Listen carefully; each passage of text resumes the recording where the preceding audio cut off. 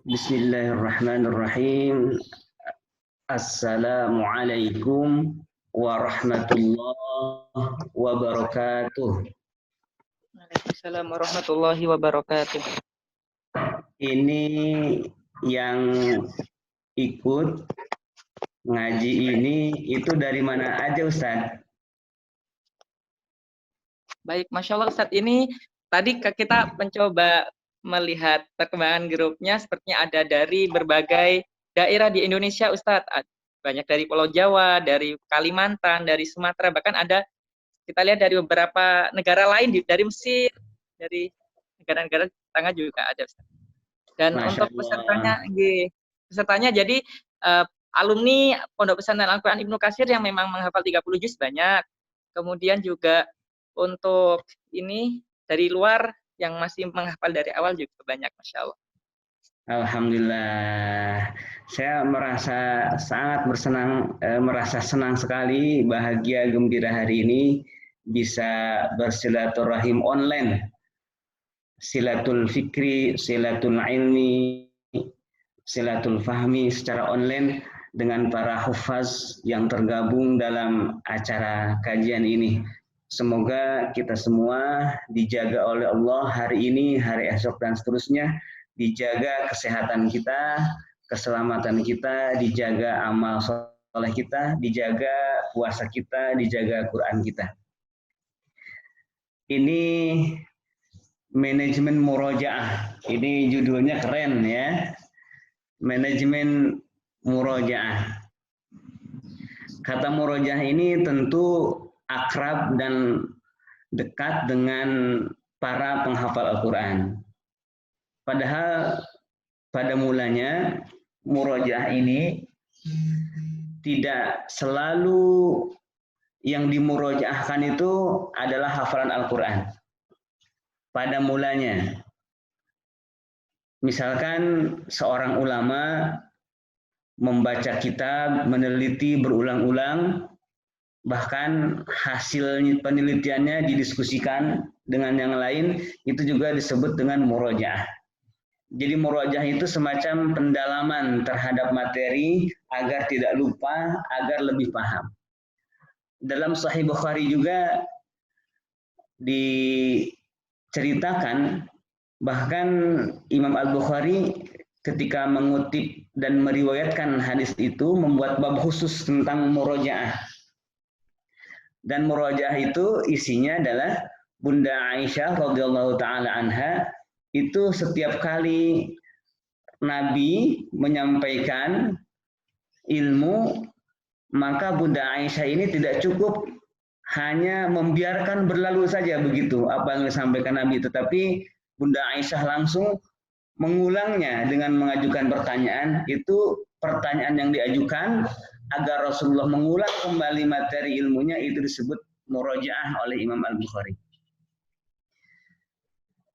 Dalam sebuah riwayat, memang pada zaman Nabi kosakata murojaah ini identik dengan membaca Al-Quran, tetapi bareng-bareng, bukan sendirian. Raja'a yuraji'u murajaatan itu mengulang hafalan secara berjamaah.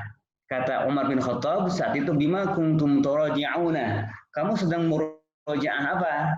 Nah, kosakata murojaah itu untuk menanyakan sesuatu yang didiskusikan bersama dan mereka menjawab, kami sedang murojaah Al-Quran.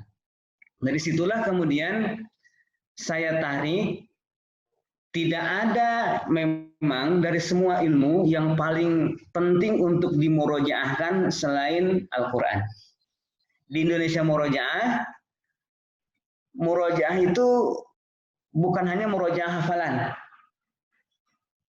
Kita punya slogan, mutkin hafalan, mutkin amalan. Dengan murojaah, mutkin hafalan, mutkin amalan dengan murojaah.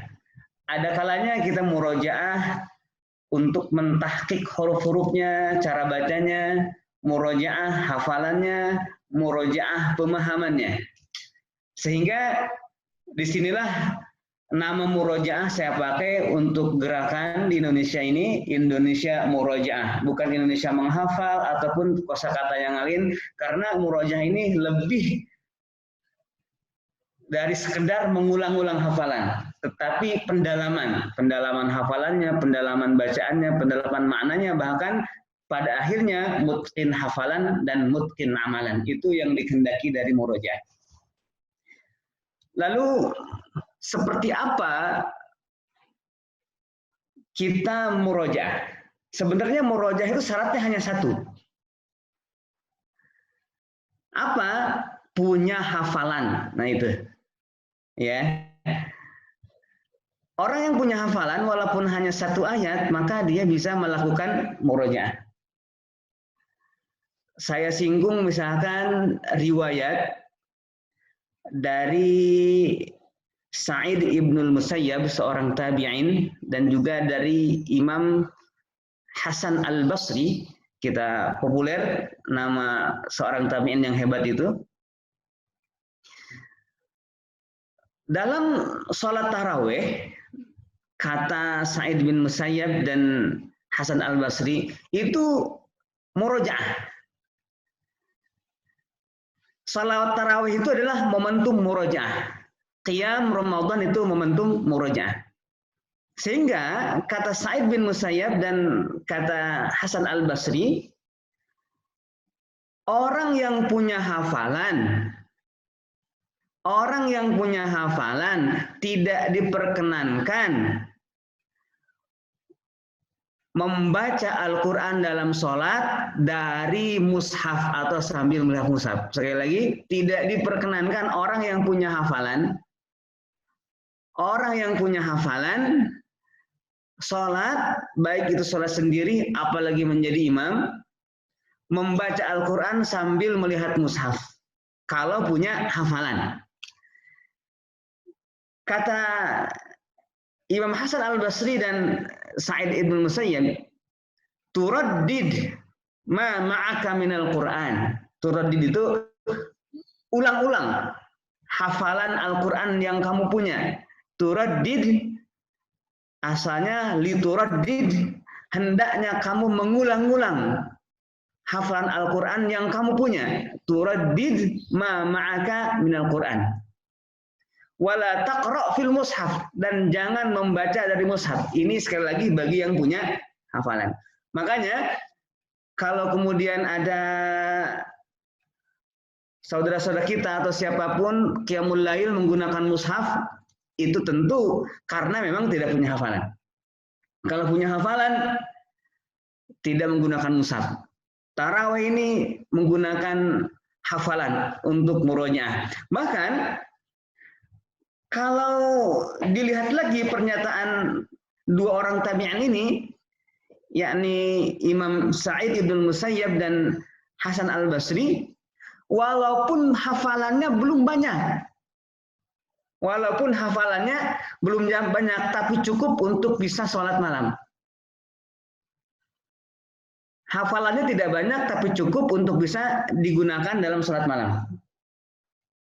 Maka setiap dia sholat malam dan taraweh, maka yang dibaca itu lagi, diulang aja nggak apa-apa. Kata Imam Sa'id ibn Musayyab dan kata Imam Hasan al-Basri, malam ini suratnya itu lagi, malam besok suratnya itu lagi. Karena itu dia yang hafal. Jangan membaca mushaf. Ini kelihatannya memang dua ulama ini menekankan kalau ingin bacaannya banyak dan panjang, ya wayahna, kalau orang sana bilang kudu nalar heula. Harus punya hafalan dulu, ya hafalkan saja, misalkan siangnya ngafal, nanti malamnya buat taraweh dibaca. Bisa juga begitu. Itu ada seorang sahabat namanya Abdullah bin Amr.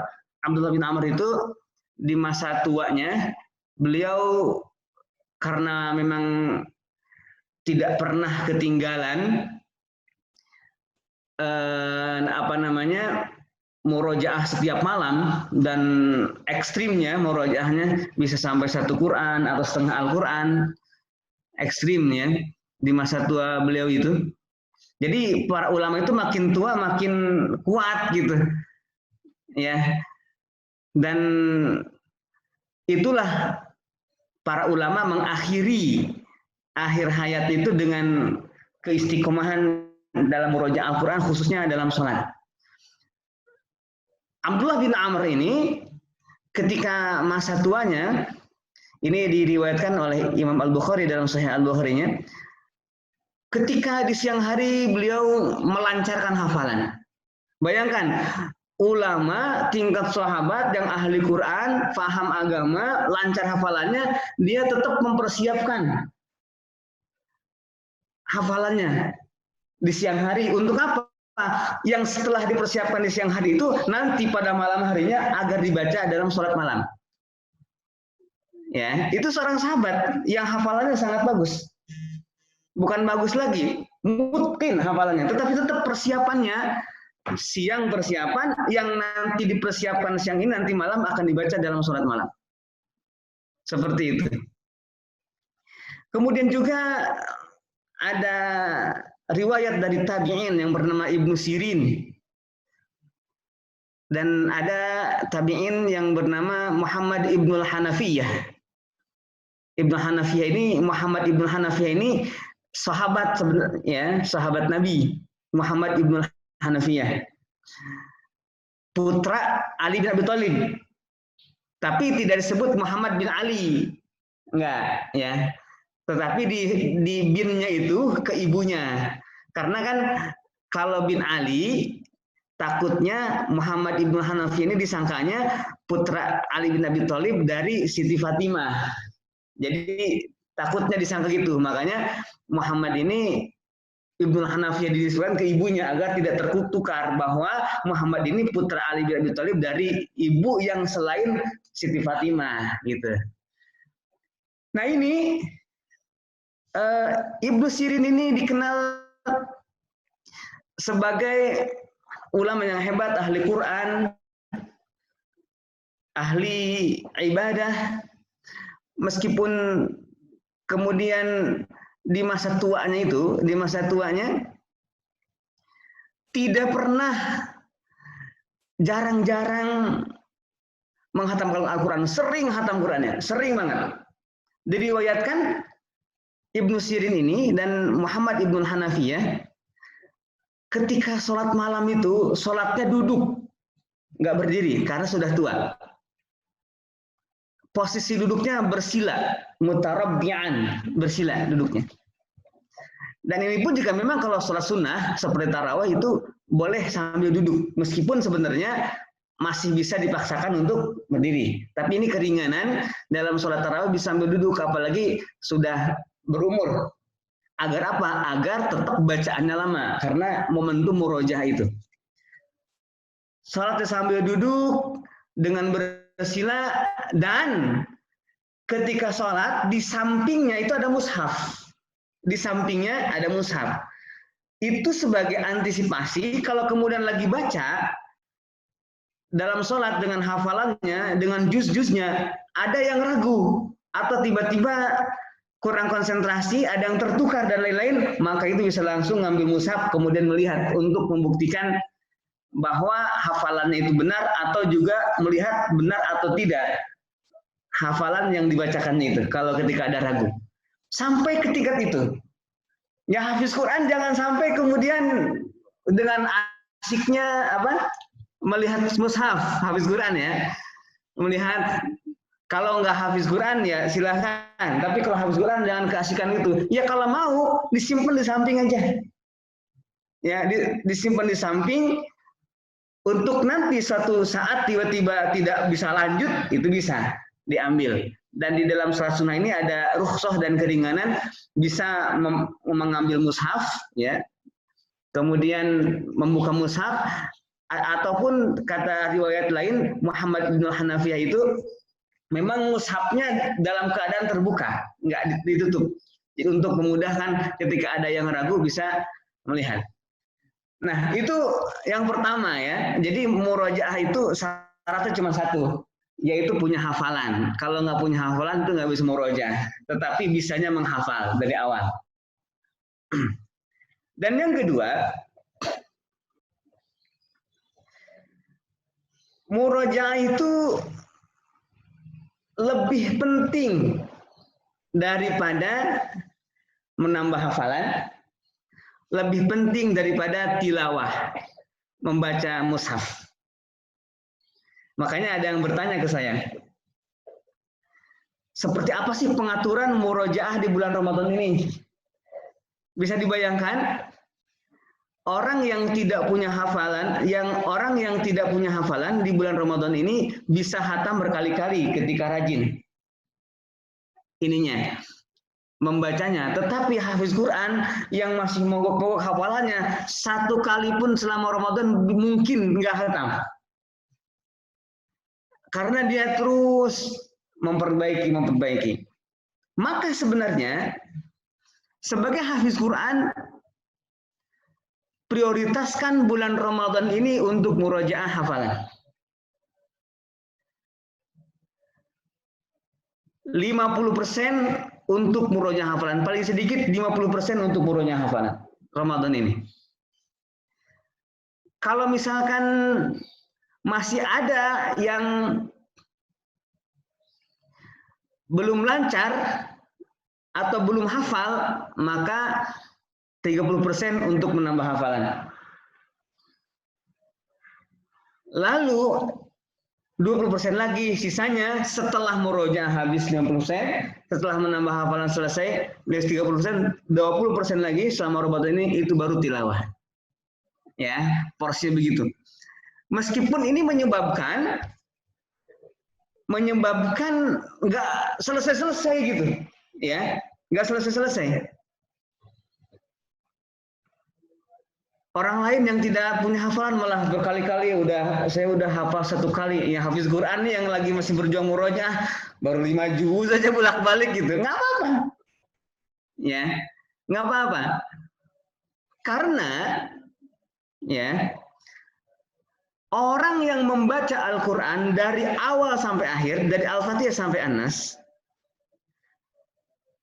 dalam 3 hari, misalkan. Dengan orang yang mengulang-ulang satu ayat dalam durasi yang sama selama 1 hari, itu pahalanya sama.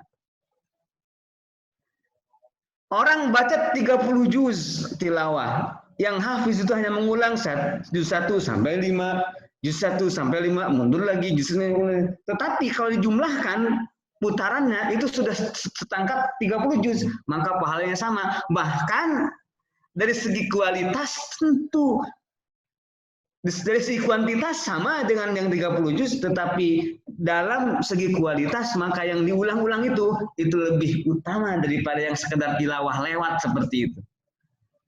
Jadi ingatnya ke situ, jangan tuntasnya. Bahkan sampai sekarang nih khususnya Ramadan ini, saya latihan kemarin pas bulan Sya'ban, latihan di karantina ini kan kita nggak bisa ke rumah nih. Ya, pas bulan Sya'ban masuk saya latihan di sini bareng santri, ya bareng santri yang terjebak lockdown yang nggak bisa pulang di rumah ini ya.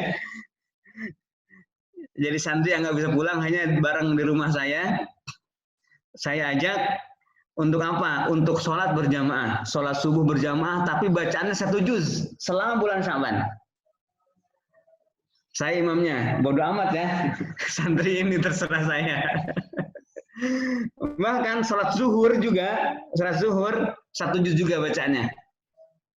Sholat asar juga sama 1 juz juga. Sholat maghrib sama 1 juz juga. Jadi 1 hari itu udah 4 juz tuh dalam sholat fardu doang, 1 wajib doang. Ya santri nggak ada yang protes. Salah sendiri kenapa ada di rumah saya. Kita nggak bisa ke masjid kan selama di rumah ini, kita di rumah aja. Jadi berjamaah gitu. Kecuali Isya. Kalau Isya saya kasih bonus buat santri. Hanya surah pendek aja. Kadang baca Al-Kautsar, ya, kadang baca Al-Ikhlas gitu. Itu latihan selama bulan Sya'ban, ya, selama bulan Sya'ban latihan biar kuat sholat berlama-lama bacaannya. Nah setelah selesai bulan Sya'ban, bulan Ramadan. Nah pas bulan Ramadan ini santri saya bebaskan, ya santri saya bebaskan untuk murojaah masing-masing. setiap malam harus sholat taraweh sendiri, nggak berjamaah sholat tarawehnya. Karena kan bagi hafiz Quran berdasarkan hadis yang sahih, bagi hafiz Quran sholat taraweh sendirian di rumah itu lebih bagus, lebih utama bagi hafiz Quran dengan tiga syarat. Pertama, dia tarawih sendirian tapi tidak malas. Ya, khawatir kan kalau sendirian malas gitu.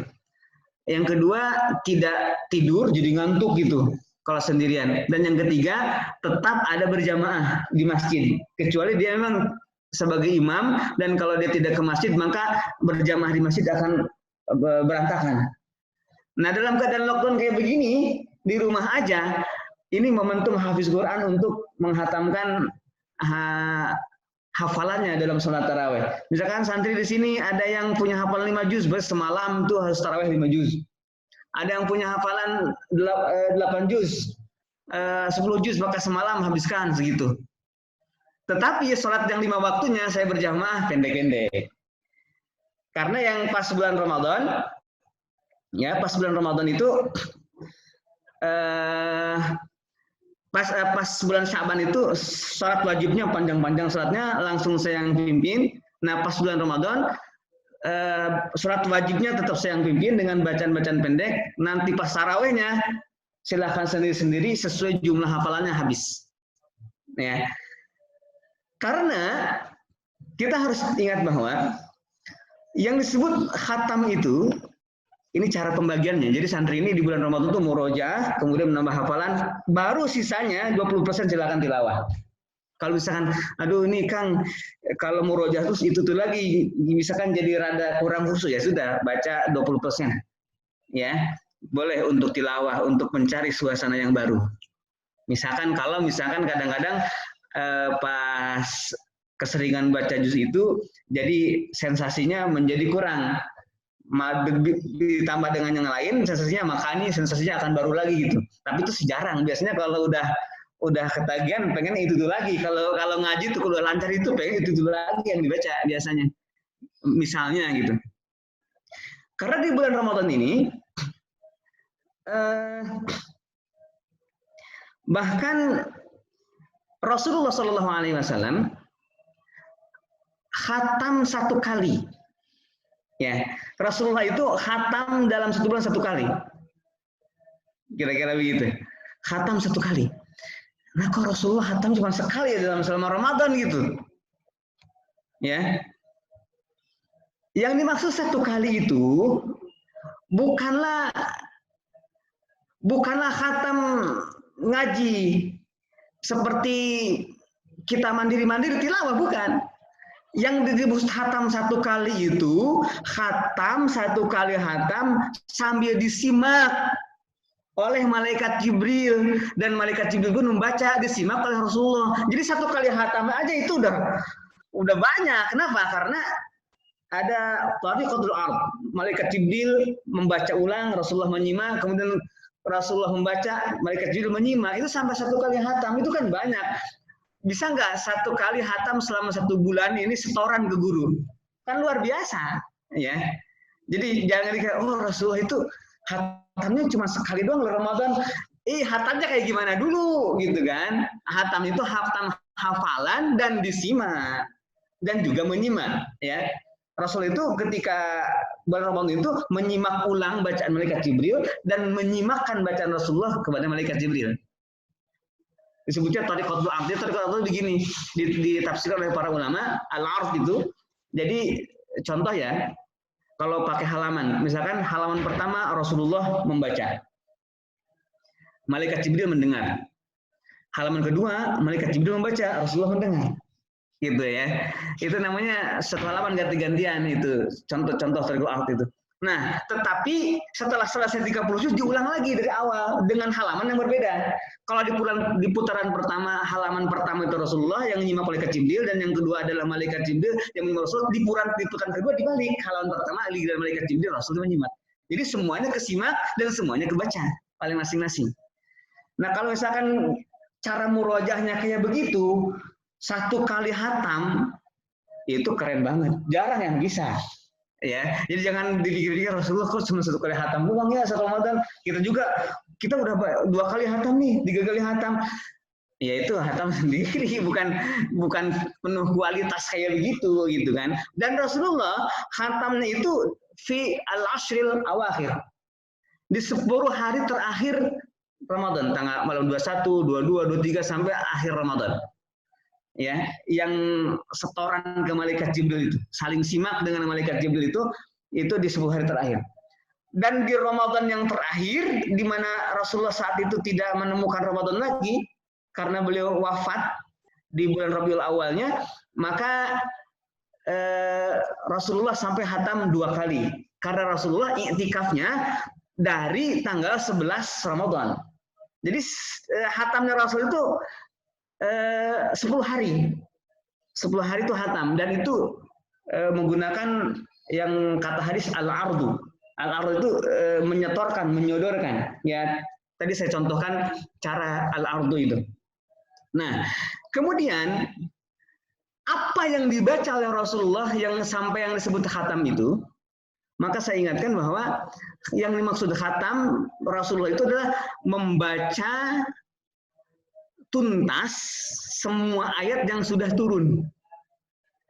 Ya, membaca tuntas semua ayat yang sudah turun.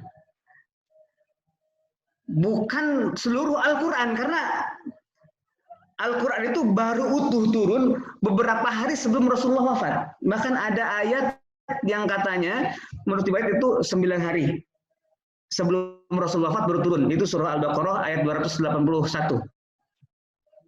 Ya, ada yang mengatakan 3 hari sebelum Rasulullah wafat baru turun. Itu ada yang mengatakan. Berarti selama ini Rasulullah bulan Ramadan yang disebut khatam itu bukan seluruh Quran, tetapi seluruh ayat yang sudah hafal saja. Itu yang sudah turun.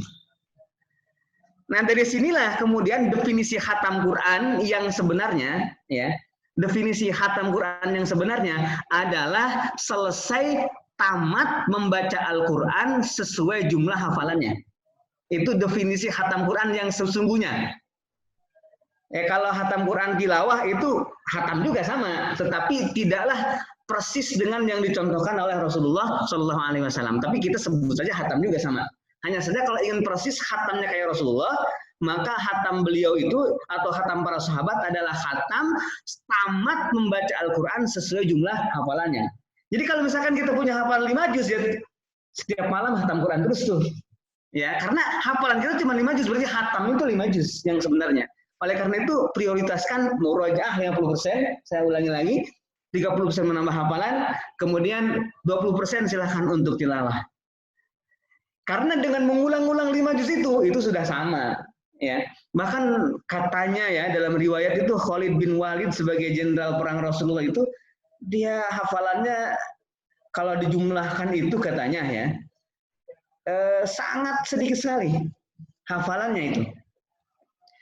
Hafalannya itu sangat sedikit sekali, katanya sih 3 juzan lah, sekitar 3 juz hafalannya Khalid bin Walid.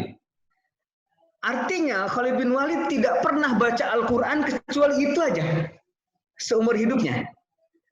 Khalid bin Walid tidak pernah membaca Al-Quran ayat yang lain kecuali apa yang dihafalnya, karena saat itu Khalid bin Walid tidak standby dengan mushaf untuk tilawah dengan mushaf. Makanya katanya Khalid bin Walid itu pernah melihat mushaf itu nangis. Gitu kan, karena nggak bisa menambah hafalan. Kenapa? Karena nangis, karena tugasnya kan di medan perang sebagai jenderal perang, pemimpin perang, sehingga interaksi untuk menambah hafalan menggunakan mushaf atau bisa bertilawah dengan mushaf itu itu tidak terjadi gitu, sehingga kemana-mana hatamnya 3 juz aja. Ini memang bisa merindukan sih ya. Nah sekarang mushaf kita banyak banget nih, apalagi di dalam at home ini, yang mestinya murojaah terjaga, hafalannya pun bertambah. Di saat ini dalam karantina di rumah masing-masing ini. Nah jadi itu ya, prioritaskan selama Ramadan ini, atau nanti di luar Ramadan juga, pokoknya gitu perbandingan 50% murojaah, 30% menambah hafalan, 20% baru tilawah itu. Jangan kemudian tergoda hafiz Quran jadi berantakan hafalannya karena bulan Ramadan ini mengejar tilawah. ingin berhatam seperti orang yang tidak punya hafalan. Ya. Oleh karena itu ada juga bagi yang sudah mungkin, ini yang ketiga nih ya, yang disebut reopen mushaf. Ya, reopen mushaf itu kembali membuka mushaf. Tapi ini bagi orang yang sudah mungkin hafalannya. Di luar sholat, ya, di luar sholat, maka sebaik-baik baca Quran itu adalah melihat mushaf. Di luar sholat, ya ingat, di luar sholat sebaik-baik membaca Al-Quran itu melihat mushaf. Itu di luar sholat sekali lagi. Ya, di luar sholat. Dan itu tradisi para ulama. Imam Malik dikenal kalau Ramadan itu buka mushaf gitu kan untuk tilawah menggunakan mushaf. Ya. Kalau ketika ketika di dalam sholat baru tuh nggak pakai mushaf. Ya. Nah, reopen mushaf ini jangan disalahartikan menjadi orang malas gitu. Malas murojaah bil ghaib, akhirnya murojaah bin nazar sambil melihat mushaf. Itu bukan begitu maksudnya. Jadi begini, ada orang-orang tertentu, misalkan nggak tahu nih saya masuk atau enggak, yang kesehariannya itu sering murojaahnya itu bil ghaib terus, dalam sholat terus, ya, dalam sholat terus. Murojaahnya. Maka kadang-kadang orang yang sudah terbiasa murojaah bil ghaib itu kurang sensitif. Maka di bulan Ramadan ini meskipun sudah mungkin hafalannya, tolong buka lagi mushaf. Biar lebih mantap lagi. Nah, kira-kira begitu ya. Jadi karena sudah terlalu lancar itu jadi nggak lancar gitu. Seperti mohon maaf hafalan-hafalan surat-surat biasa gitu kadang-kadang malah jadi mogok karena sudah terlalu lancar. Karena tadinya hafalannya itu di hatinya, itu pindah ke bibir, nggak di hati lagi. Makanya agar bibirnya lancar dan hati juga tetap khusyuk, maka buka lagi mushaf. Di bulan Ramadan ini reopen mushaf di bulan Ramadan. Nah, itu bagi yang sudah mungkin hafalannya membuka mushaf itu sangat bagus. Bagi yang belum lancar membuka mushaf itu ada masalah. Pertama, masalah itu begini, karena murojaah bil ghaib tidak bisa, akhirnya dia murojaah bin nazar. Artinya murojaah bil ghaib itu belum lancar, akhirnya dia murojaah bin nazar. Itu salah. Yang bagus adalah dia murojaah bin nazar, tetapi modelnya seperti menghafal ulang, agar bisa murojaah bil ghaib itu yang bagi yang belum lancar. Menghafal ulang lagi, kemudian bisa nantinya jadi bil ghaib. Itu. Ya, jadi banyak faedahnya kita membuka mushaf itu, baik yang sudah lancar maupun yang belum lancar hafalannya. Ini udah berapa nih tadi? Ini sini ada Bang Rahman. Saya tuh takut lupa. Gimana tadi udah berapa Bang Rahman? Udah 3 ya. Pertama tadi apa? Punya hafalan. Jadi pastikan punya hafalan dulu untuk dimurojaah. Yang kedua tentang manajemen waktunya, pengaturan waktunya. Itu 50% buat murojaah, 30% buat menambah hafalan, 20% untuk tilawah. Kalau memang masih ada waktu ya untuk tilawah sisanya silakan. Dan yang ketiga adalah ini mungkin dengan melihat mushaf. Jadi melihat mushaf itu untuk mungkin, bukan untuk melupakan ayat. Ya. Kalau hafalannya kurang bagus, dia melihat mushaf udah ketergantungan, tutup mushaf jadi lupa gitu. Bukan begitu. Jadi melihat mushaf itu untuk menguatkan hafalan. Kira-kira begitu. Dan alhamdulillah nih sebenarnya di bulan Ramadan dalam suasana lockdown kotanya, PSBB kotanya, di Bogor khususnya yang sudah PSBB dari beberapa minggu yang lalu ya, kemudian rumah jadi tempat karantina masih ditutup, itu jadi khatam Quran di bulan Ramadan ini jadi banyak. Saya sendiri terpaksa, ini bukan ikhlas nih ya, terpaksa jadi semalam bisa tuh 30 juz terpaksa itu. Karena situasi biasanya setiap Ramadan jadi imam gitu kan, sekarang masjid-masjidnya tutup. Nggak bisa ngimamin nih, akhirnya ngimamin sendiri aja. Terpaksa. Ya man, terpaksa ya, cuman Rahman belum bisa ngikutin nih ya. Untung sendiri, coba kalau saya berjamaah kan nanti santri pada kabur. Gitu. Allahu Akbar. Jadi momentum terus untuk dijadikan kesempatan ya, meskipun misalkan Aduh, gimana ya? Paksakan aja. Walladzina jahadu fina lanahdiyannahum subulana. Jangan nunggu ikhlas dulu. Yang penting kerjakan dulu, nanti ikhlas itu akan hadir kalau kita istiqomah. Awalnya syahwat dulu aja, syahwat dulu awalnya, nanti syahwat itu kan hilang dengan sendirinya. Syahwat hilang dengan sendirinya. Nah, ketika syahwat hilang, maka yang tersisa adalah ikhlasnya. Jadi baik, barangkali ini sudah waktunya ya. Itu mungkin bisa saya ulang lagi tadi tentang manajemen murojaah ini. Pertama harus punya konten untuk dimurojahkan, yaitu hafalan, tadi harus punya hafalan. Ya, yang kedua waktunya dengan presentasi seperti itu, dan yang ketiga murojaah itu pun juga harus bagus sekali. Ada saatnya reopen mushaf, ya kira-kira itu aja. Ada 3 kriteria ini, insya Allah murojaah lancar. Ya. Kriteria ini ada, itu insya Allah murojaah, punya hafalan, itu punya konten untuk dimurojahkan. Ya kalau belum punya konten ya harus menghafal dulu dari murojaah. Kemudian yang kedua frekuensi waktunya seperti itu. Insya Allah ini nyaman sekali. Seperti ini. Baik Ustadz, itu barangkali yang bisa saya ceritakan tentang manajemen murojaah. Ya, bisa didalami nanti hal-hal yang belumnya dalam pertanyaan-pertanyaan mungkin, insya Allah. Baik Ustadz, Jazakumullah, luar biasa sekali.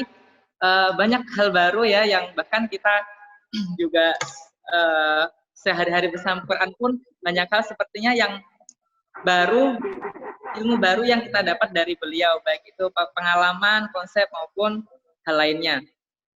Baik Ustadz, untuk berikutnya di sisa waktu ini kita bisa maksimalkan sharing Ustadz, karena memang sebenarnya sejujurnya acara ini kita inisiasi karena murni dari banyaknya permasalahan kita, permasalahan saya juga teman-teman terkait murojaah itu sendiri. Ini sudah muncul banyak sekali pertanyaan Ustadz. Baik. Okay. Untuk sesi kita akan membuka beberapa sesi Ustadz. Ya baik. Setiap sesinya mungkin 2 sesi terlebih dahulu. Mungkin Ustadz silahkan jawab secara praktis, lebih tepatnya secara praktis, kemudian nanti kita akan sambung ke pertanyaan berikutnya. Untuk sesi pertama ini ada pertanyaan. Assalamualaikum Ustadz, Ana Imam Mutakin dari Padang. Pertanyaan saya, bagaimana solusi agar bisa murojaah dengan efektif di tengah lingkungan keluarga yang kurang mendukung, dan bagaimana menghadirkan motivasi agar nggak futur Ustadz? Itu pertanyaan yang pertama. Untuk pertanyaan yang kedua adalah bagaimana cara untuk memanajemen murojaah kita yang hafalannya sebenarnya sudah selesai, tetapi yang lancar sangat sedikit atau bahkan tidak ada yang lancar sama sekali Ustadz. Baik, mungkin untuk sesi pertama ini kita 2 sesi itu dulu Ustadz. Setelah ini sesi 2 nanti kita buka ke teman-teman yang langsung mau bertanya via ini, langsung via video. Untuk sesi kedua, nanti jika sesi ketiga akan kita chat lagi. Monggo Ustaz, tafadhal masykurun ma'juro. Bagaimana solusi murojaah di lingkungan yang tidak mendukung? Bagaimana solusi murojaah agar tidak futur? Harus ingat, فَأَمَّا الَّذِينَ آمَنُوا فَزَادَتْهُمْ إِيمَانًا وَهُمْ يَسْتَبْشِرُونَ. Surah At-Taubah ayat 125. Dan adapun orang-orang yang beriman ketika satu surah datang atau turun, maka surah itu menambah keimanan mereka dan mereka bergembira dengan surah itu. Orang mukmin ketika punya hafalan baru, orang mukmin ketika punya hafalan, maka hafalannya itu menjadi alasan bertambahnya iman. Hafalannya itu menjadi alasan dirinya untuk berbahagia. Maka Kalau sudah bertambah imannya, kalau sudah bertambah bahagianya, lingkungan manapun jadi cocok. Tidak ada istilah futur.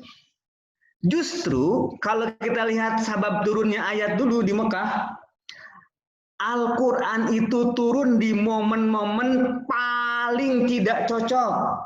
Mau menghafal harus sembunyi-sembunyi, mau sholat harus sembunyi-sembunyi, mau murojaah harus sembunyi-sembunyi.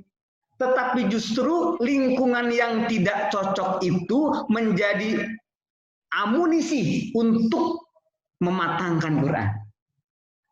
Nah, kalau kita misalkan merasa, aduh futur nih, kemudian merasa, waduh lingkungan nggak cocok nih, maka sebenarnya keadaan futur dan lingkungan yang tak cocok itu adalah lingkungan dan keadaan yang paling tengah butuh-butuhnya pada Quran. Jadi alasan justru, termasuk saya dulu menghafal Quran itu kenapa bisa menghafal, karena lingkungannya nggak cocok. Jadi saya mencari kecocokan. Ya, mencari kecocokan bagaimana lingkungan yang tidak cocok jadi cocok dengan Quran. Makanya jadi saya netralisir tuh lingkungan saya yang kurang bagus menurut saya di hati saya sehingga menjadi nyaman gara-gara Quran di situ. Jadi pertanyaannya simpel seperti itu, memang keadaan kadang seperti itu, tapi jawabannya ada di situ sendiri. Bagaimana kita merespon setiap hafalan itu bertambahnya iman dan bertambah kebahagiaan. Makanya bagi hafiz Quran itu yang sedih bagi hafiz Quran bukan kehilangan motor. Hafalan hilang satu ayat itu sedih. Kenapa? Karena alasan bahagianya tercecer satu. Gitu. Imannya berkurang satu. Itu ya, semangat pokoknya. Saya doakan semoga yang lingkungannya seperti itu, justru lingkungan itu mendorong banyaknya pahala dan semakin semangat untuk selalu murojaah. Jangan lupa bahagia ketika murojaah ya. Yang kedua, seperti apa teknis cara atau manajemen murojaah bagi hafalan yang sebenarnya sudah hafal tapi yang cara sedikit. Caranya gini, pertama, klasifikasi. Mana hafalan yang lancar, mana hafalan yang agak lancar, mana hafalan yang lupa. Harus diklasifikasi. Nanti setelah itu akan ketahuan berapa persen hafalan yang lancarnya dan mana saja hafalan yang lancar itu. Yang kedua, akan diklasifikasi juga diketahui mana hafalan yang agak lancar, artinya tidak terlalu lupa, agak lancar, dan mana saja. Kemudian setelah itu akan diketahui mana ayat yang memang sudah lupa dan berapa persen. Nah, begitu ya. Kalau sudah terklasifikasi mana yang lancar, mana yang agak lancar, mana yang lupa, barulah di situ kemudian kita bisa yang lancar kita murojaah seperti biasa. Karena memang berarti ayat yang lancar ini adalah ayat yang udah konten murojaah kita. Ya, jadi konten murojaah itu adalah ayat yang lancar. Adapun kemudian ayat yang agak-agak lancar itu dihafal ulang dengan frekuensi. Kalau sebelumnya menghafalnya itu satu halaman misalkan 15 menit, sekarang ya 5 menit lah menghafalnya. Ya harus berkurang karena kan udah hafal. Kemudian hafalan yang sudah lupa maka itu dihafal ulang sebagaimana dahulu pernah menghafal. Gitu caranya ya. Kalau kemudian ternyata mengklasifikasinya susah, disebut misalkan juz mana saja yang lancar, kan nggak bingung misalkan di juz 1 juga ada lancarnya ada enggaknya, gitu kan. Juz 2 juga ada lancarnya ada enggaknya. Jadi nggak bisa gitu ngegeblek aja gitu kan, global, entah mana yang lancarnya, entah mana yang lupanya, mana yang agak lancarnya, sehingga sulit mengklasifikasinya. Maka hafalan yang seperti itu berarti dia belum punya konten murojaah. Ya, tetapi punya konten menghafal ulang. Jadi yang murojaah seperti yang punya hafalan tuntas tetapi masih belum bisa diklasifikasi, maka itu memurojaahnya adalah dengan cara menghafal ulang. Dulu menghafal Quran berapa waktunya? Dulu itu menghafal Quran 1 tahun, gitu kan? Nah, murojaahnya itu harus setengahnya, 6 bulan aja, ya. Jangan kebalikannya, dulu 1 tahun menghafal, kemudian pas murojaahnya jadi 2 tahun. Nah, itu namanya ngarang. Ya harus lebih sedikit. Bahkan dulu berapa menghafal? 1 bulan. Berarti sekarang murojaah harus bisa dong 15 hari gitu, ya. Tapi kalau misalkan tidak bisa demikian, lagi nggak langsung 15 hari, gini aja. Kalau misalkan pernah menghafal 1 bulan mau program cepat, nggak apa. Maka besoknya murojaah 29 hari tamat, besoknya lagi 28 hari tamat, besoknya lagi 27 hari tamat, besoknya lagi 26 hari tamat, besoknya lagi 25 hari tamat, terus sampai mengecil nanti. Itunya baru itu akan menemukan dan punya konten murojaah. Kalau sebelum masih belum punya hafalan yang lancar dan ingat, itu belum punya konten murojaah. Tapi masih punya konten menghafal ulang namanya, ya. Baik, itu caranya ya. Insya Allah dijalani. Dan begini ya, saya kasih tahu bahwa mengulang hafalan itu jauh lebih mudah daripada menghafal pertama. Ya, jauh lebih mudah daripada menghafal pertama. Lalu kenapa terasanya jadi lebih berat? Itu karena campur jengkel. Karena campur jengkel gitu. Coba kalau tulus ikhlas menerima keadaan, itu 50% lebih mudah dibanding menghafal yang pertama. Sebenarnya gitu. Hanya biasanya tekanan psikologisnya itu yang kurang bagus, ya. Seperti begini, seperti makan nasi doang nggak ada lauknya gitu kan. Kayak gitu, jadi nggak ada syahwatnya di situ. Padahal ketika syahwatnya ada, yang tersisa adalah ikhlasnya. Itu jawaban dari saya, Ustaz. Mudah-mudahan bermanfaat dan bisa dikerjakan juga ya. Jadi jangan dijawab doang nih, ya. Jadi seburuk-buruk jawaban adalah jawaban yang memuaskan. Karena kepuasan itu bukan di jawaban, di mengerjakannya. Siap? Biar jawaban saya puas di mengerjakannya, bukan di jawabannya. Siap. Oke. Baik, secara umum seperti itu. Hadirin jamaah, bahwa kita perlu mengklasifikasi Ustadz ya untuk hafalan yang masih benar-benar banyak yang blank nih, menghafal ulang berarti belum punya konten murojaah. Baik, sebelum kita buka untuk pertanyaan yang melalui sesi video langsung, ini ada 2 orang yang sudah request dari tadi. Kita ada 1 pertanyaan dulu Ustadz dari pembina dari Dewan Pembina Yayasan Al-Quran Ibnu Katsir, Ustadz Khairul Hadi. Alhamdulillah beliau bisa join juga di forum ini. Pertanyaan dari beliau adalah, Assalamualaikum, mana yang lebih diprioritaskan Ustadz untuk murojaah? Juz-juz terakhir yang takfir maknawi atau lebih ke awal-awal juz? Itu mungkin untuk pertanyaan pertamanya Ustadz. Kita akan buka 2 pertanyaan lagi untuk yang penanya yang hendak bertanya langsung melalui video. Pertama kepada akun Abdullah. Oh, Ustadz Abdullah ini ya. Ustadz Abdullah Zaki. Ya. Kepada beliau kami sampaikan tafadhol. 2 menit Ustadz maksimal untuk bertanya. Baik, sekarang jazakallah Ustadz. Semoga Deden selalu dalam rahmat dan lindungan Allah Subhanahu wa taala. Amin ya Allah ya rabbal alamin. Sehat selalu Ustadz. Alhamdulillah. Ustadz, saya dari Palembang. Dari Sumatera Selatan. Sebenarnya pertanyaannya, karena saya benar-benar ngefans pada jenengan, Ustaz. Wah. Saya bisa ketemu langsung, Ustaz. Allah. Amin. Mumpung bulan Ramadan ini banyak doa. Amin. Bulan Ramadan. Pertama, bagaimana sikap atau itu baca atau kita hafal itu benar-benar nyampai ke dalam hati kita itu Ustaz. Kita atau bacaan kita benar-benar nyampai ke kita. Kadang kita hafal Quran, tapi akhlak, sikap kita jauh dari situ Ustaz. Kadang apa ya? Nah, itu apa karena salah niat atau karena nggak tahu artinya atau seperti apa gitu Ustaz.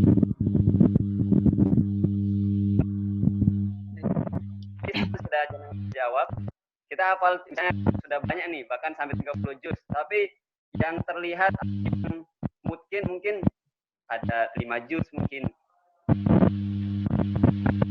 Solusinya apakah kadang kita sudah yakin lancar, tapi pas besoknya itu hilang lancar lagi Ustaz. Nah itu Ustaz. Ya, mungkin metode agar benar-benar mungkin Ustaz. Nah gitu. Ya itu Ustaz.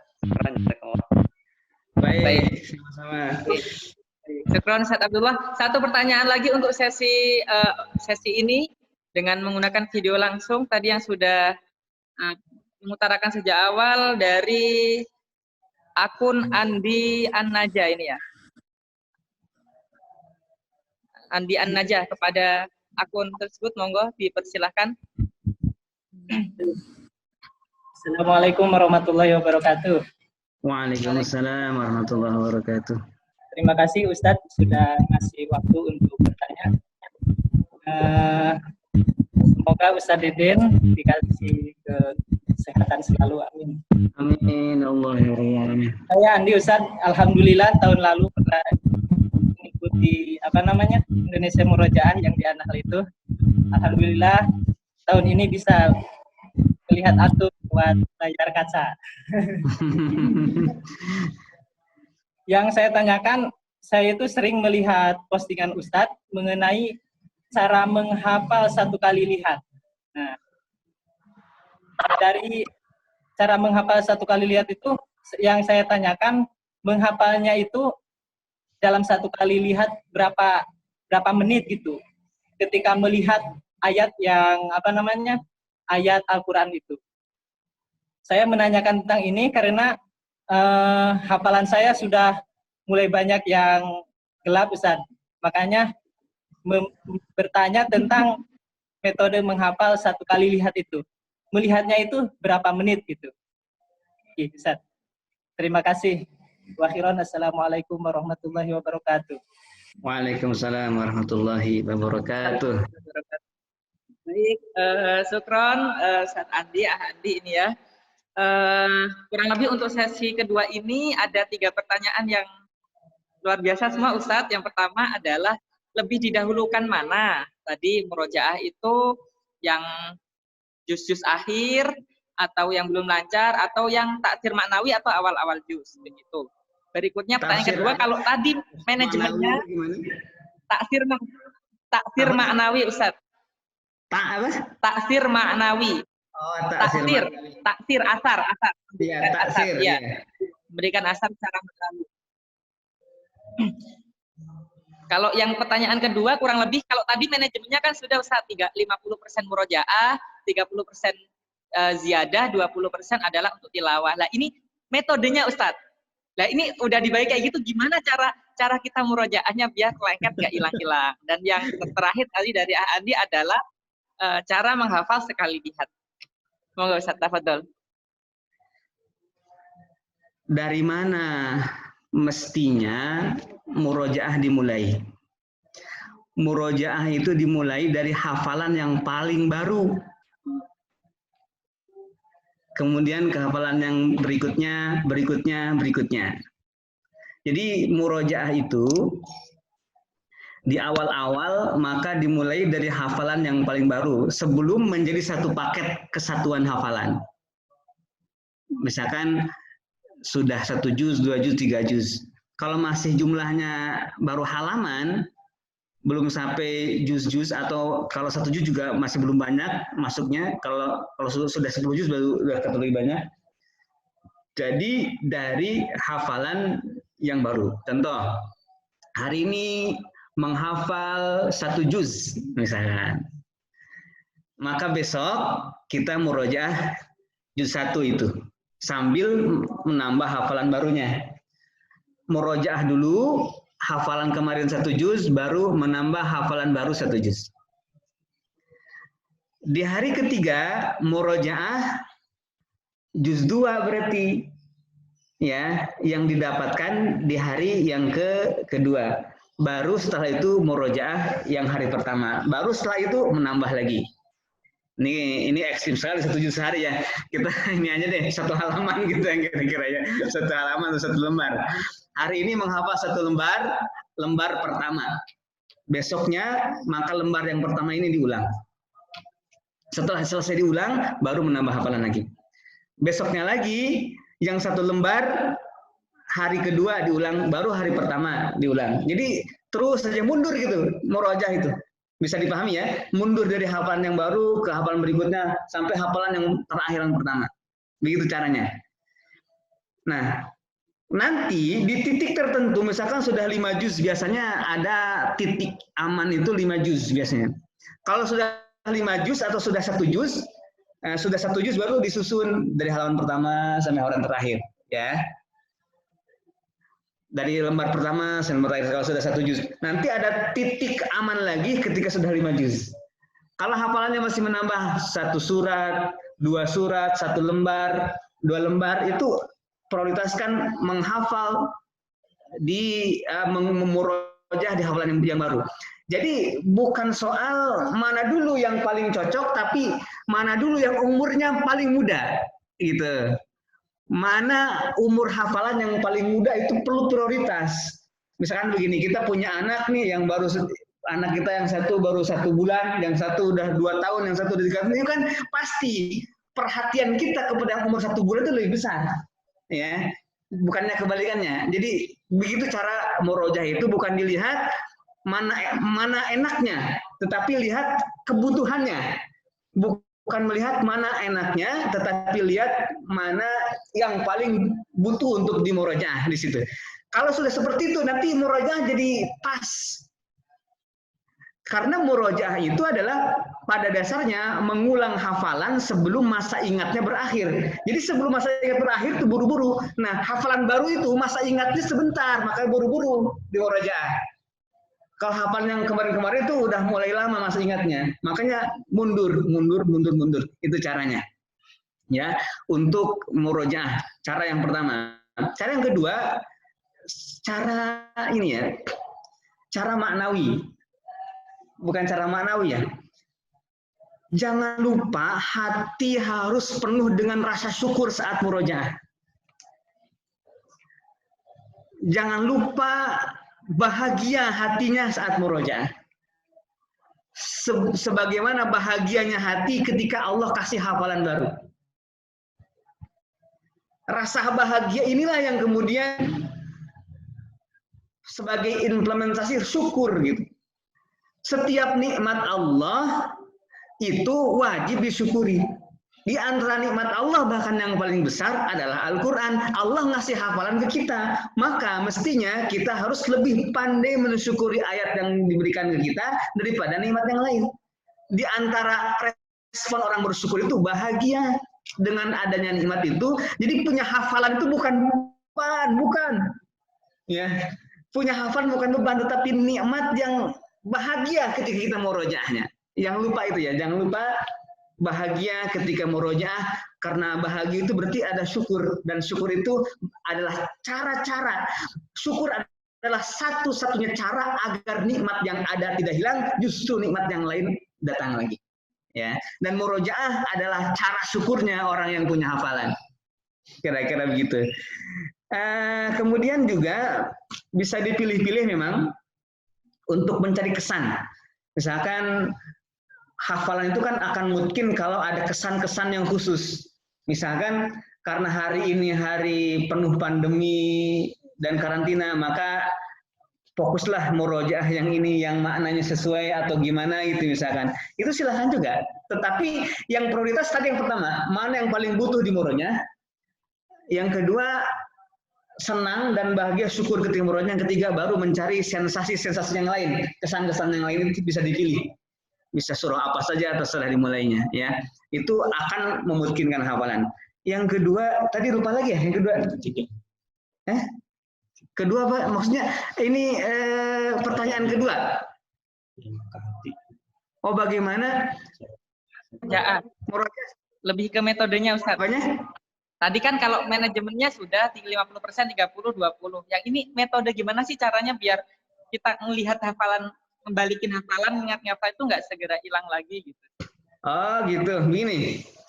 Kita harus tahu dan fakta bahwa tidak ada hafalan Al-Quran yang mungkin permanen, nggak ada. Gitu ya. Tidak ada hafalan Al-Quran yang mungkin permanen. Ibarat orang yang ketagihan main game online, itu biasanya kalau dia kalah, coba lagi itu makin penasaran. Saya kemarin diunjukin permainan. Orang-orang nggak ada kerjaan ini. Permainan namanya game ini ular. Cacing. Gitu kan, cacing. Kata saya ini apa ini? Kata dia, saat ini adalah permainan game kata yang bikin anak-anak sekarang lupa daratan katanya. Ternyata jadi ketika kalah penasaran, ketika menang ketagihan gitu. Ternyata itu ada efek begitu tuh di game itu. Oh iya bener. Nah, menghafal Quran tuh begitu. Kalau gagal jadi penasaran, kalau berhasil jadi ketagihan. Itu mestinya.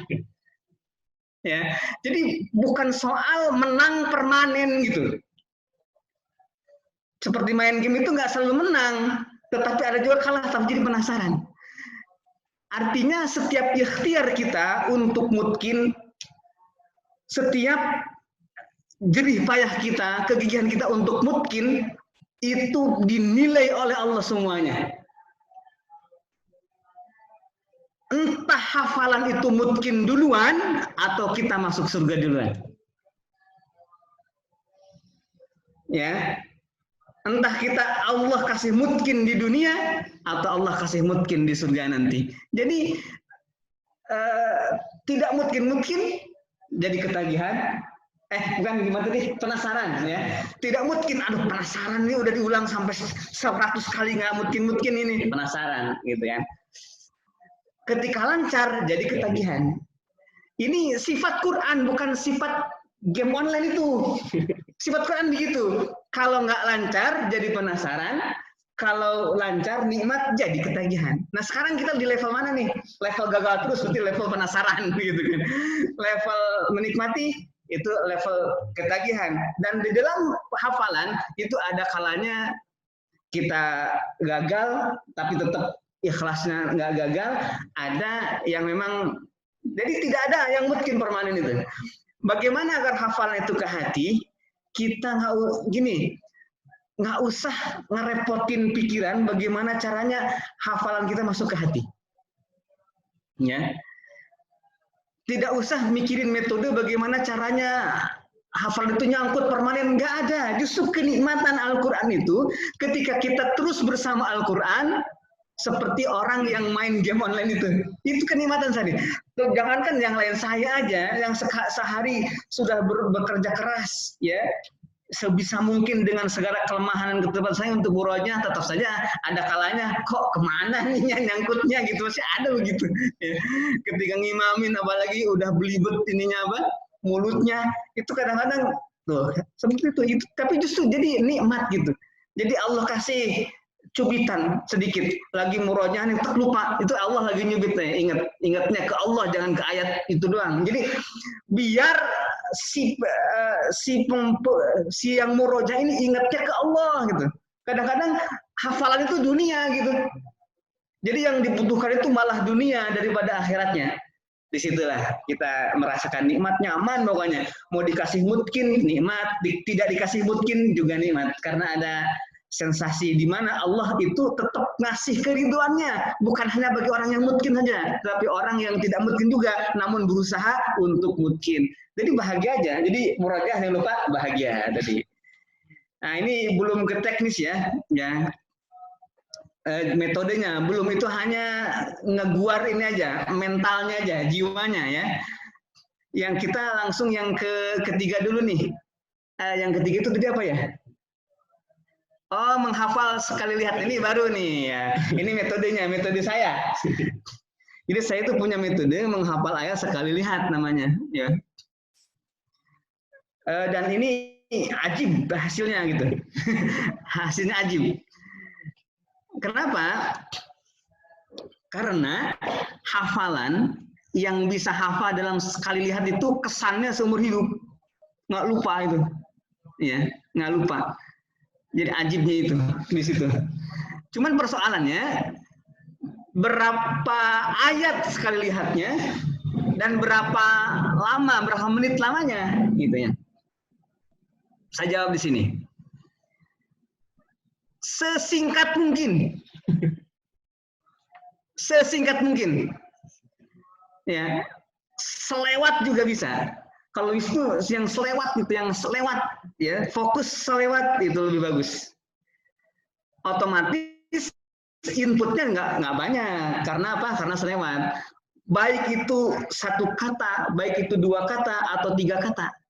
Ya, yang penting yang paling cepat direkam tanpa menghitung waktu berapa detiknya, itu yang paling bagus. Ya, yang paling bagus. Jangan loading dulu gitu. Loading gini. Nah, gitu ya. Itu bagus juga sih, cuma hanya saja biasanya kalau makin lama loadingnya daya ininya jadi kurang. Jadi selintas saja, selintas set. Makanya bagaimana cara memasukkan hafalan ke dalam pikiran, ke dalam hati yang khusyuk ini? Sekali lihat, maka yang dilihatnya jangan kepanjangan, tetapi sesuai dengan apa yang kita bisa. Kalau misalnya satu baris, silakan satu baris. Misalnya setengah halaman. Yang jelas, metode menghafal sekali lihat itu bukan menghafal sekali lihat langsung cepat hafalnya, enggak. Jadi menghafal sekali lihat itu adalah metode bagaimana agar hafalan itu kuat di sini, bukan banyak-banyak. Nah, kalau misalkan Allah kasih banyak, ya apa? Itu rezeki ya rezeki dari Allah kasih banyak, misalkan itu rezeki. Dan kalau nggak dikasih banyak pun juga tetap rezeki nggak kurang dari Allah Subhanahu Wa Taala. Nah gitu kira-kira. Jadi kalau mau di frekuensi detiknya, silakan juga. Saya juga punya metode juga, ya. Saya metodenya juga. Metodenya gini, karena kan tidak selamanya konstan nih, tidak kadang-kadang ada nggak tetap nih daya tangkap ini. Ada juga metodenya 5 detik. Nah, ya 5 detik, ya. Jadi usahakan dilihat 5 detik, gitu. Dan begini, seringkali konsentrasi itu hilang karena waktunya terlalu banyak. Makanya saya itu membuat jadwal menghafal Quran itu 30 menit, nggak pernah banyak gitu. Biar gak leha-leha gitu. Kalau misalkan waktu berapa? Menghafal waktunya sampai 3 jam, itu kan santai jadinya begini, masih lama waktunya. Bahkan kalau saya masih malas, saya perkecil lagi jadi 5 menit waktu menghafal. Biar fokus di situ. Ya. Saya kecilkan lagi. Kadang-kadang di sebuah ma'had gitu kan, di sebuah ma'had, Ustadz di sini nggak bisa murojaah katanya waktunya sedikit. Saya tanya, berapa waktunya dalam di ma'had ini? 2 jam Ustadz. Wah, banyak banget. 2 jam itu banyak banget. Itu selama 2 jam itu masih banyak ngawurnya pikiran itu. Ya, 2 jam itu banyak banget 2 jam. Orang saya juga ngasih membatasi 30 menit, 1 jam gitu kan. Agar apa? Agar fokus itu ditambah kasih 2 jam itu justru kalau begitu caranya ditambah jam lagi makin malas. Pengenlah nanti jadi 3 jam, jadi 4 jam, makin malas malah gitu kan. Justru kurangin biar tersiksa dengan waktu itu.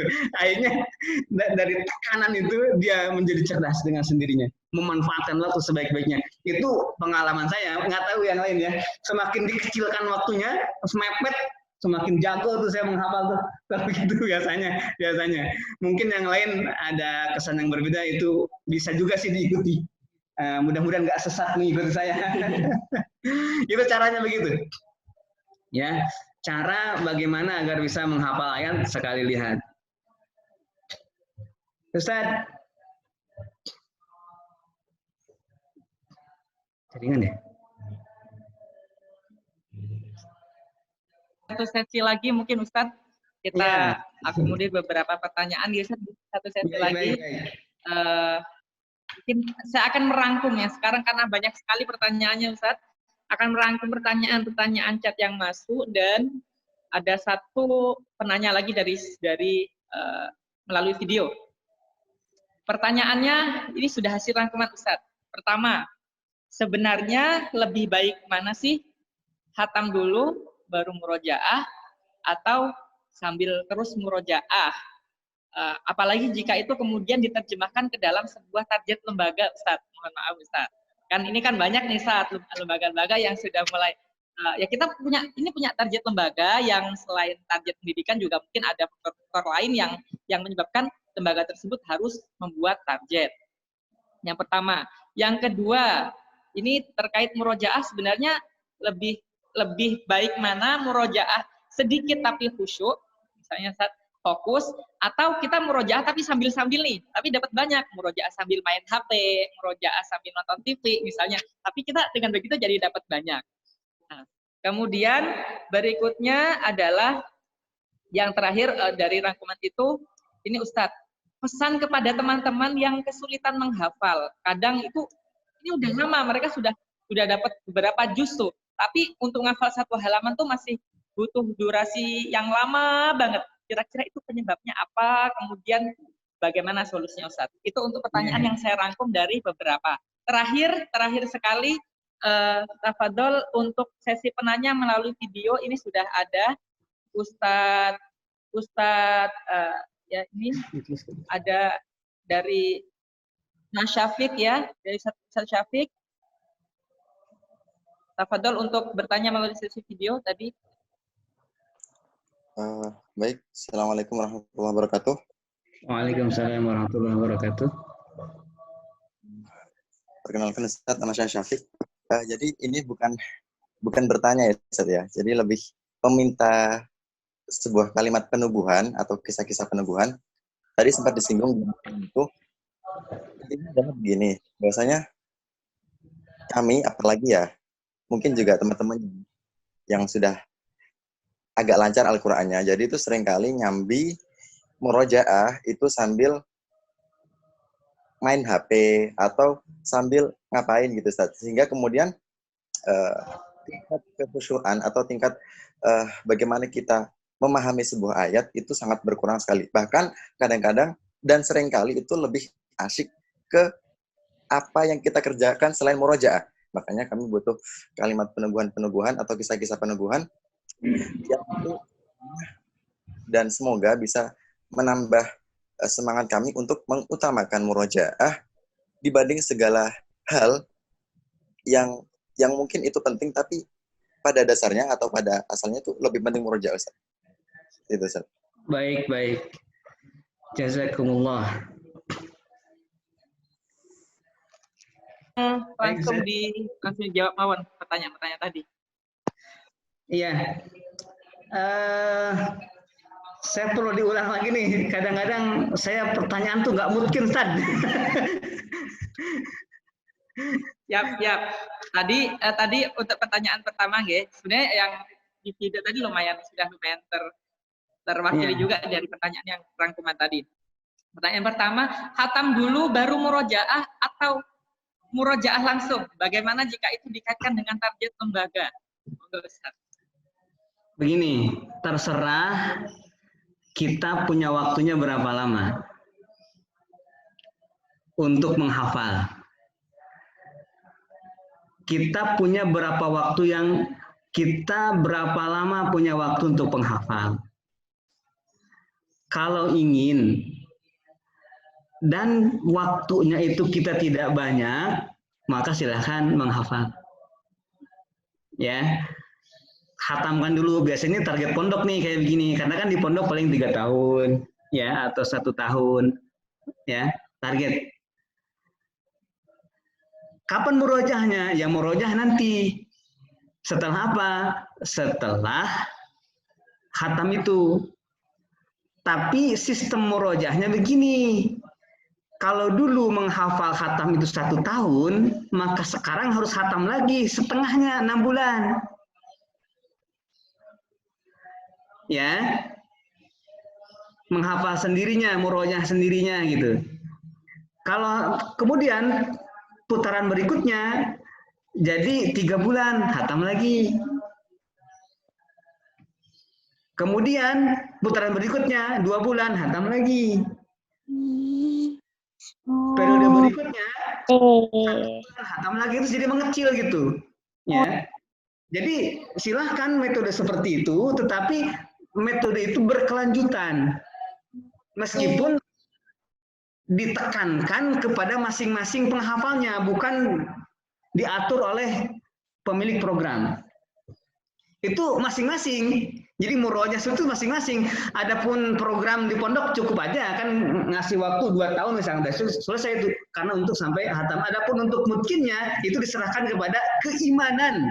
Nah itu kan diserahkan kepada keimanan setiap yang penghafal Quran itu. yang logis ya. Jangan sampai gini. Waktu itu saya bertanya, ada teman saya ketawa-ketawa aja, hafalnya mungkin sekarang. Cuman dia cerita begini ke saya ini aneh kata dia. Dia menyebut dirinya aneh dan kurang waras kata dia, dirinya sendiri.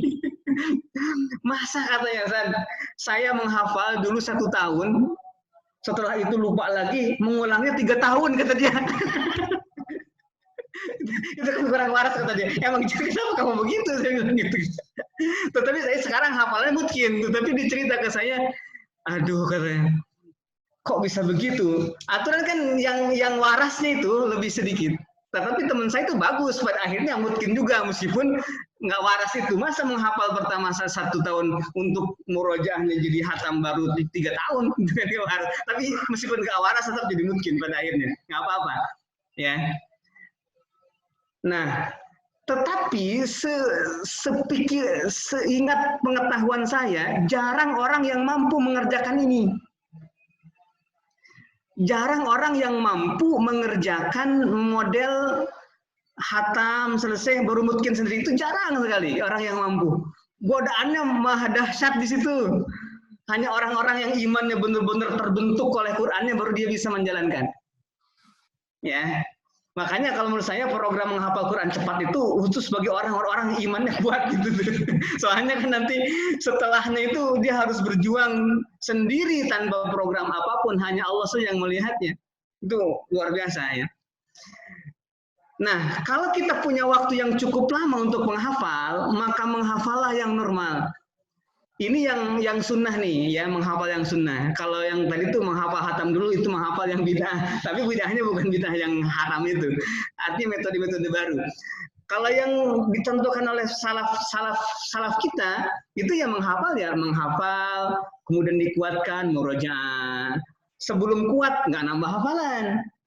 Udah kuat, baru nambah lagi, murojaah lagi, kuat lagi, nambah lagi. Jadi tidak ada hafalan bertambah yang lalu hilang. Ya, nggak ada hafalan yang lupa lagi itu terus, tapi itu waktunya memang agak lama, ya, dan perlu. Nah, kalau kita punya waktu lama, silahkan menghafal seperti itu, ya. Jadi dua-duanya silahkan, ya, dua-duanya silahkan untuk dikerjakan. Yang penting kalau bagi saya menghafal hatam dulu itu berat. Bagi saya nggak sanggup saya harus menghafal, jangan lupa lagi gitu, meskipun dengan waktu yang jadi lama. Dulu ketika menghafal matan nahwu alfiyah misalkan begitu menghafalnya, menghafal terus seperti murojaah, tapi setelah itu dibalik lagi dari awal, balik lagi sampai mungkin. Nah, kalau Quran kan kebanyakan tuh 30 juz, mau balik lagi udah keburu males udah keburu gitu ya, secara perasaan. Yang namanya iman kan masih terkontang-kanting nih imannya ya, terombang-ambing imannya. Kecuali imannya udah mantap, insya Allah pasti bagus meskipun metode itu. Yang kedua apa tadi, Bang Rahman? Yang kedua tadi tuh. Yang kedua adalah murojaah sambil tadi saat sambil main HP, sambil ini. Ya. Begini, memang murojaah itu sudah adab-adabannya. Murojaah itu harus ada adab-adabannya, dan adab-adaban inilah yang menjadikan seseorang itu Allah kasih hafalan yang kuat. Semakin kita punya adab, maka semakin Allah kasih nikmat itu. Ya. Tetapi ada yang paling tidak adab, yaitu yang nggak murojaah, itu paling nggak adab. Ya, hafiz Quran yang tidak punya adab itu adalah yang tidak murojaah. Gitu. Murojaah sambil main handphone itu tidak adab sebenarnya, tetapi ada yang lebih nggak adab dari itu. Itu nggak murojaah sama sekali. Gitu ya. Oleh karena itu kita harus tingkat dong, misalkan. Kalau bisa murojaah itu dalam sholat semuanya. Makanya gini, saya itu kurang kuat kalau murojaah di luar sholat. Tetapi kalau udah sholat nancep gitu, bisa sampai subuh dari isya, nancep banget gitu. Kenapa? Karena mau gerak juga kan, ini kan lagi sholat harus gerak gitu. Jadi terus saja nancep kayak begitu. Nah, Jadi ketika kita murojaah dalam sholat itu adabnya pasti kena gitu. Makanya sebaik-baik murojaah itu dalam sholat. Adapun di luar sholat, wah itu kacau. Nah kemudian meskipun tidak di luar sholat, ya kita harus tetap adab-adaban. Misalkan pakai wudhu, misalkan wudhu kan nggak wajib, Ustaz. Iya nggak wajib, tetapi sebagai adab tetap harus diterapkan. Nggak, wudhu kan nggak wajib untuk baca Quran murojaah, dengan nggak wajib. Tapi kan untuk adab tetap. Bahkan tajdidul wudhu lagi, ya tajdidul wudhu untuk adab-adabannya. Pakaiannya pun juga yang bagus, itu ya diterapkan. Tetapi sepengetahuan saya dan pengalaman saya juga sering begitu. Lagi ngapain gitu ya, murojaah mulut, ya murojaah mulut. Ya, murojaah, tetapi dengan sendirinya jadi pengen wudhu gitu. Jadi ketika mulut ini bunyi Quran jadi pengen wudhu, duduknya pun juga tiba-tiba jadi pengen rapi. Akhirnya apa yang saya tonton hilang, gitu kan? Saya mohon maaf ya, ada pengalaman-pengalaman begitu yang kemudian ketika membaca kurang adab, tapi memang juga yang lebih nggak adab itu yang nggak murojaah sama sekali, gitu ya tadi itu. Tapi murojaah yang kita lakukan dalam keadaan kurang adab itu jadi menuntun adab tuh pada akhirnya, menuntun, ya. Kira-kira terapkanlah adab yang bagus. Jadi sekali lagi murojaahlah dengan penuh adab, karena adab dalam murojaah itu menjadi penyebab utama Allah berikan hafalan yang kuat. Tetapi ada orang yang hafal Quran tapi tidak adab gitu, yang tidak murojaah sama sekali. Itu kuat terakhirnya barangkali dari saya. Itu Ustaz. Untuk pertanyaan pertanyaan terakhir Ustaz, yang tadi solusi nih Ustaz, atau apa ya, saran-saran untuk teman-teman yang sebenarnya udah lama ngafal tapi kok tetap butuh durasi waktu yang lama tuh, bahkan untuk 1 halaman aja masih harus benar-benar berjuang. Bagus. Jadi memang Allah itu ketika mencintai seseorang itu idza ahabba abdan ibtalahu, gitu kan. Allah itu ketika menyukai hambanya maka Allah kasih ujian. Ada kalanya ujian itu berupa dalam bentuk menghafal Quran, udah lama durasinya, bahkan bertahun-tahun juga, itu nggak hafal-hafal. Bagi saya nggak jadi masalah. Orang yang seperti itu, dia terus menghafal karena Allah. Karena yang paling penting itu bukan soal hafalnya, bukan soal mutkinnya. Yang lebih penting dari hafal dan mutkin itu Allah ridho dan Allah cinta kepada kita. Makanya ketika kita menghafal bukan sekedar untuk hafal, tetapi untuk semakin dicintai Allah. Nah sekarang Allah itu cinta kepada kita tanpa ngasih hafalan. Bagaimana kita tidak bahagia? Daripada Allah ngasih hafalan, tetapi Allah murka. Kan ada orang yang dikasih hafalan sama Allah, tapi Allah murka. Istidraj namanya, ada. Jadi saya sampai hari ini pun juga ada susah, ada mudah dalam menghafal, dalam murojaah juga ada semangat, ada kurang semangat, tetap saja saya jalan. Karena ada kalanya justru, ini kurang khusyuk ya Allah nih murojaah. Tapi bisa jadi pas kurang khusyuk itu Allah makin pas ridho-ridhonya gitu. Maka terus aja, meskipun nggak khusyuk juga, terus aja murojaah. Ada kalanya nikmat, justru pas nikmat ini khawatir malah karena nafsu, bukan karena ingin dicintai Allah. Jadi tetap aja, ya. Bagi saya ada saatnya nanti orang itu kalau dia terus menghafal Quran dan terus murojaah, mungkin dia tidak mungkin di dunia, tapi di akhirat dibangkitkan oleh Allah sebagai keadaan yang hafal Quran yang mungkin. Terus insya Allah. Jadi jangan lupa bahagia dan bersyukur kita dikasih kesempatan menghafal Quran, apapun yang Allah kasih, terserah Allah mau ngasih apa. Apapun juga itu nikmat, yang penting yang ngasihnya Allah ke kita, bukan yang lain. Baik Ustaz, itu barangkali yang bisa saya sampaikan, dan ini pun juga sebenarnya apa yang saya katakan ini buat saya, bukan buat yang lain, agar saya terus sampai akhir hayat diberikan rasa syukur, dimampukan oleh Allah menjaga Al-Quran ini. Karena saya pun tidak bisa berbuat apa-apa kalau Allah menghendaki ini, menghendaki itu. Kita perlu doa dan kita perlu semuanya. Artinya orang yang hari ini tengah lancar, belum tentu dia hari ini besoknya itu lancarnya seperti hari ini, atau yang sekarang nggak lancar belum tentu besoknya itu tidak lancar. Jadi orang yang lancar masih ada potensi lupa, orang yang lupa masih ada potensi untuk ingat. Jadi yang lagi lancar jangan sombong, apalagi besar kepala, karena bisa saja Allah cabut. Yang belum lancar jangan berkecil hati, karena bisa saja Allah kasih besok. Kira-kira begitu. Baik, Masya Allah, jazakumullah Ustaz. Luar biasa sekali semuanya. Semua pertanyaan insya Allah sudah terjawab semua, meskipun beberapa tidak tersampaikan, tapi overall semuanya insya Allah sudah tercover, terwakili dengan semua jawaban tersebut. Sebelum saya tutup, mungkin Ustaz mohon beberapa patah kata statement penutup, sekaligus Ustaz tutup dengan doa bersama, juga diamini oleh teman-teman yang menjadi akhir, sekaligus menjadi akhir ditutupnya acara kajian online pada siang hari ini, Ustaz. Ustaz.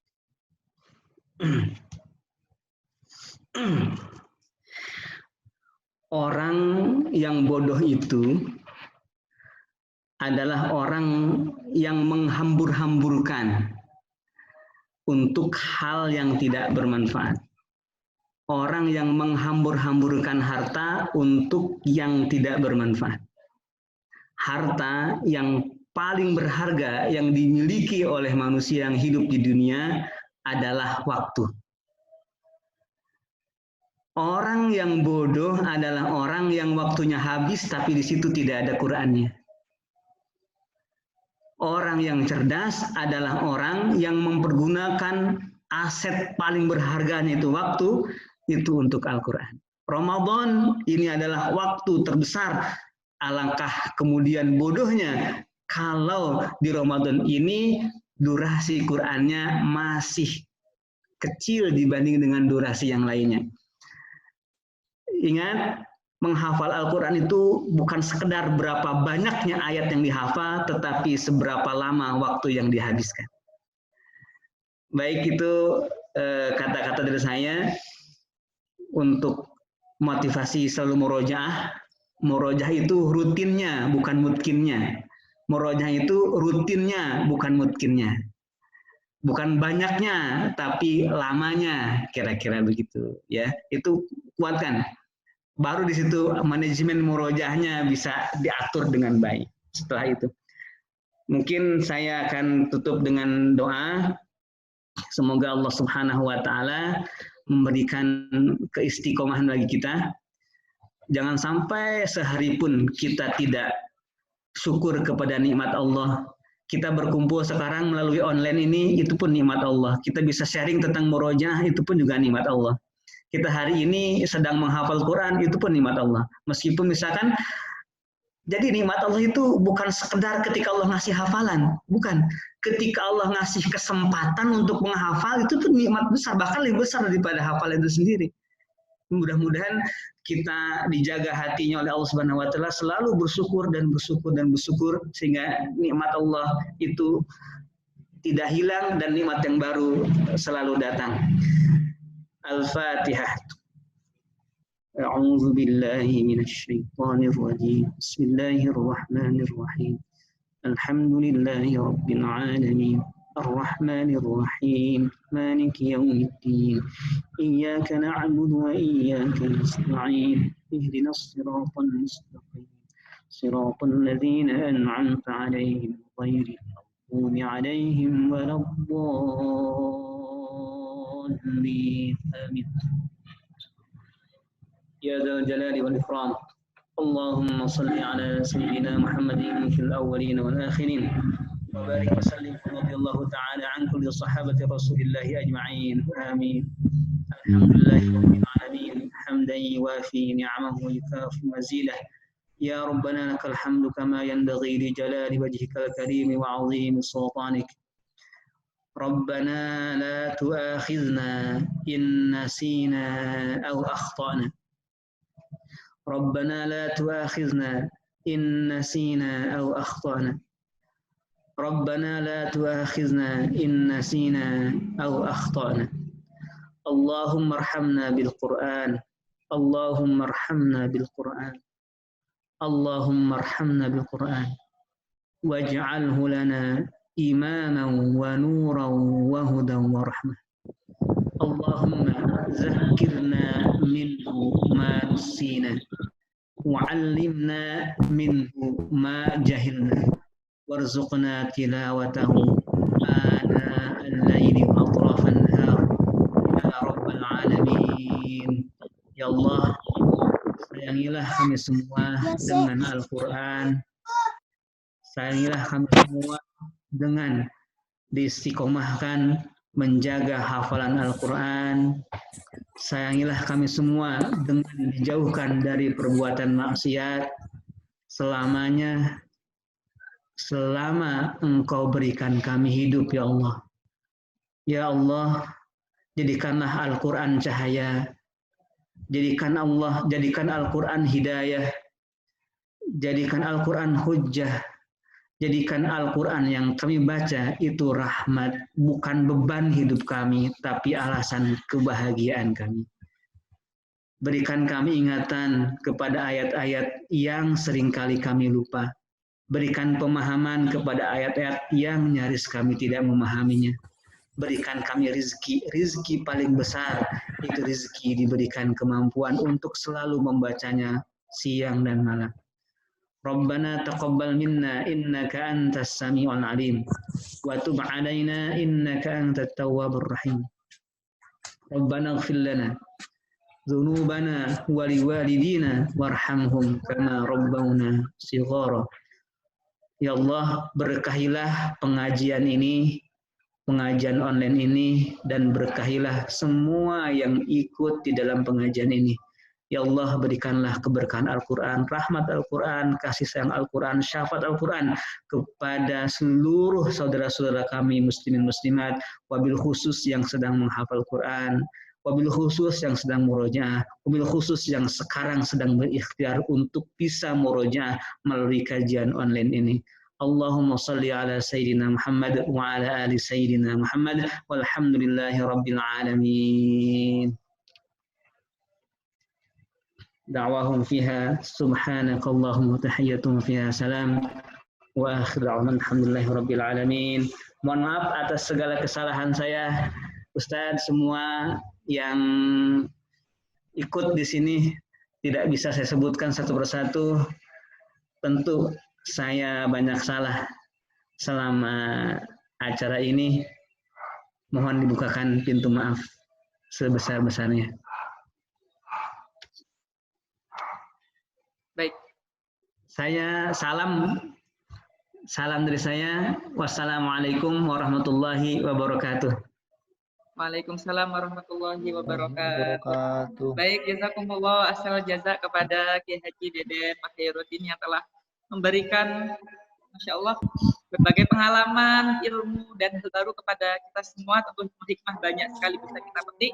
Semoga dari apa yang bisa kita pelajari tadi, kita pahami tadi, bersama-sama kita bisa terapkan bersama-sama setelah ini. Karena tentu semua yang beliau sampaikan tadi, kalau kita pelajari untuk kita terapkan. Tidak ada gunanya kita tahu manajemen murojaah atau metode-metode apapun jika kita tidak menerapkannya.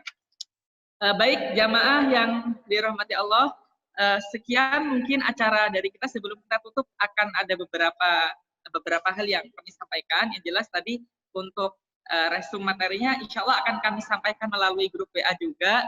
Kemudian untuk alamat atau link untuk hasil record dari video ini juga akan kita sampaikan di grup WA, sehingga mohon untuk tetap bersabar di situ terlebih dahulu. Berikutnya yang tidak kalah penting adalah kami ingatkan kepada seluruh peserta bahwa insya Allah kami akan terus mengadakan beberapa kajian online yang bermanfaat seperti ini yang diadakan oleh Himpunan Alumni Ma'had Ibnu Katsir Jember.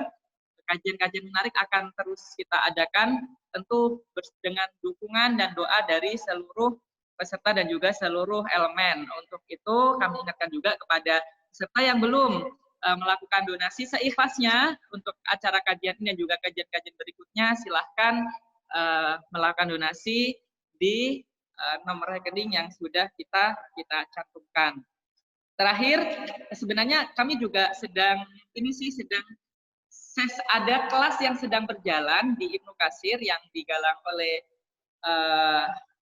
Ibnu Katsir Learning Center yang juga berbagi tentang trik-trik murojaah. Bukan hanya trik murojaah sih, trik menghafal dari nol, persiapan menghafal sampai melancarkan hafalan, yang itu sebenarnya sudah berjalan sejak pekan kemarin, tapi barangkali mungkin Bapak Ibu yang atau teman-teman yang masih mau join kita, semoga panitia masih bisa membuka untuk itu, karena kita menghadirkan banyak pemateri termasuk para jawara-jawara tahfidzul Quran baik di tingkat nasional maupun internasional.